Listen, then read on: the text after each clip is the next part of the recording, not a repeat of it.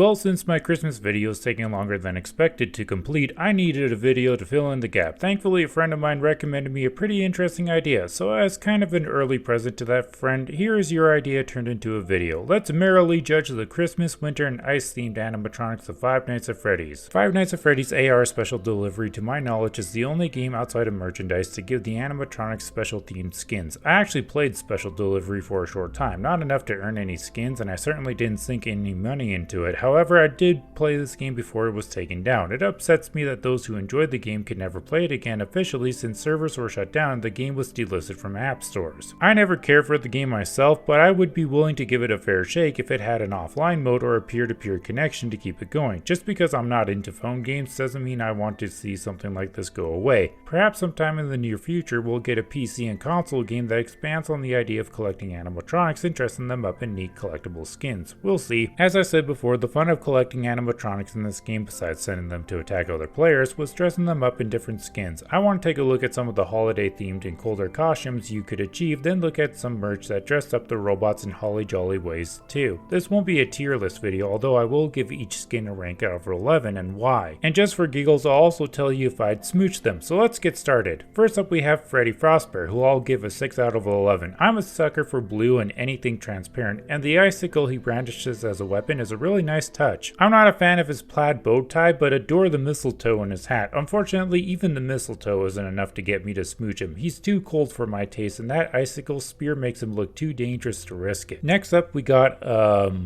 Black Ice Frostbear? What? This behemoth easily gets an 8 out of 11 because he looks like some giant ice guardian of a snow world in a fantasy-themed FNAF game. Well, that is cool, it's also kind of generic, and the name Black Ice Frostbear implies he's sort of made of filthy ice. I'm not putting my lips on anyone who is permanently dirty and can't take a bath. Now we got Arctic Ballura, and damn! I'm not a Ballura simp by any means, but this costume of hers has got it going on. 9 out of 11 because she nearly has everything. A nice blue color, transparent, and there are ironically some spicy elements going on. She may be made out of Arctic ice, but I'd risk the cold and getting impaled on her outfit for a smooch. Count me in. Oh my god, what the hell is this thing? This is supposed to be Balloon Boy? Compared to this abomination, which I think was the intention, OG Balloon Boy looks straight up adorable. This thing looks like Krampus made a snowman to ward off trespassers and instantly regretted building it. 2 out of 11. I'm being extremely charitable with that score because the only things this thing has going for it is the blue transparent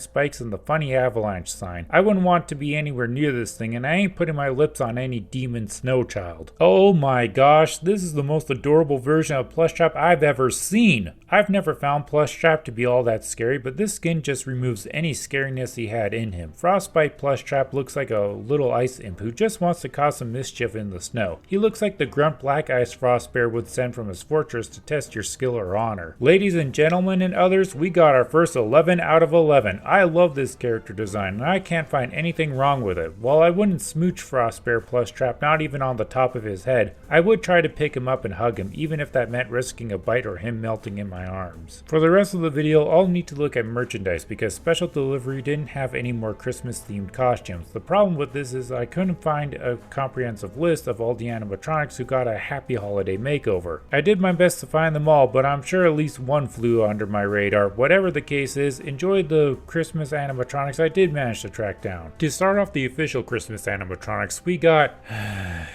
Santa Freddy. Look, don't get me wrong, he is cute, but it's a bit generic and predictable. In a franchise that likes to keep you on your toes with unpredictability, dressing Freddy Fazbear up as Santa is kinda lame. I like how all of his black elements were turned red and how he has adorable red cheeks, but there's nothing more to this guy. 5 out of 11, I feel like I'm being nice with this score because I don't want to be caught acting naughty. Santa Freddy is adorable, and hey, I'd give him a smooch on his chubby red cheek if someone dared me, maybe even right on his bright red nose. Well, what have we got here? Looks like Bonnie became Santa Freddy's not-so-little helper and turned into an elf. Now I have a huge Bonnie bias, so I have to keep that in check while judging this. While this costume is a bit generic, it does have more going on than Santa Freddy. The pants are a different color from his jacket, he's got a different hat from Santa Freddy, and he comes with a candy cane. Objectively, there's more going on with Elf Bonnie. However, green is a passé color, and I think Bonnie would look way better in a blue outfit since, you know, Bonnie is all about being blue. I'm gonna give him a 7/11 because it is fitting for for Bonnie to be Freddy's elf, and it completes its look, but still, gives off the feeling that nobody really tried hard with this one. And of course, I would give Elf Bonnie a smooch on his light blue cheek.